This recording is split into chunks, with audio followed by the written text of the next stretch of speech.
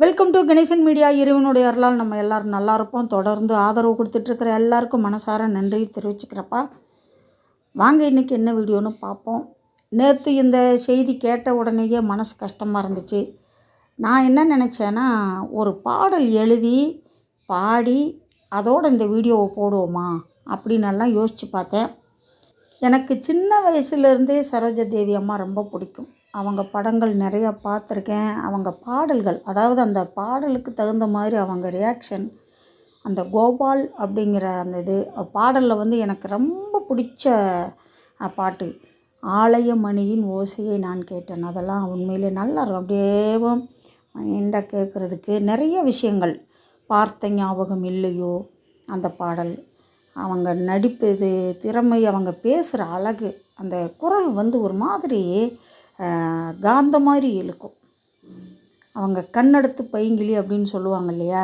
சரோஜாதேவி அம்மா வந்து தமிழ் படங்களில் நிறையா நடிச்சிருக்காங்க, நிறைய மொழிகளில் நடிச்சிருப்பாங்க. 200 படத்துக்கு மேலே நடிச்சிருக்காங்க இல்லையா. சின்ன வயசுலேருந்து அவங்கள பார்க்கும்போது இப்போ அவங்க இல்லை அப்படின்னு நினைக்கும்போது, இல்லை அப்படின்னு நினைக்கிற மாதிரியே இல்லை. ஏன்னா நினைக்கும் போதெல்லாம் அவங்க படங்களை போட்டு பார்க்கலாம், அவங்க பாடல்களை பார்த்தாவே அவங்க இருக்கிற மாதிரி தான் தெரியும் இல்லையா. ஆனால் அவங்க குடும்பத்தாருக்கு எவ்வளவுதே வயசாகி இறந்தாலும் அந்த உறவை நினைக்கும் போது ரொம்ப ரொம்ப கஷ்டமாக இருக்கும். எனக்கு வந்து இந்த வீடியோவை நேற்றே நான் போட்டிருப்பேன்.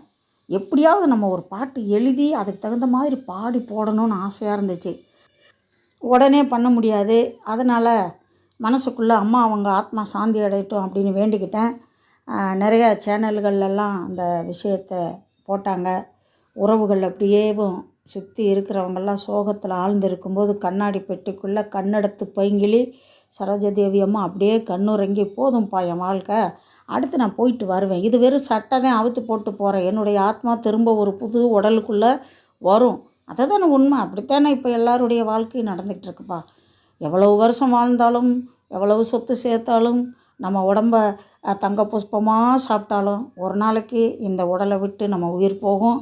திரும்ப புது உடல் வாங்கிட்டு இந்த உயிர் வரும்.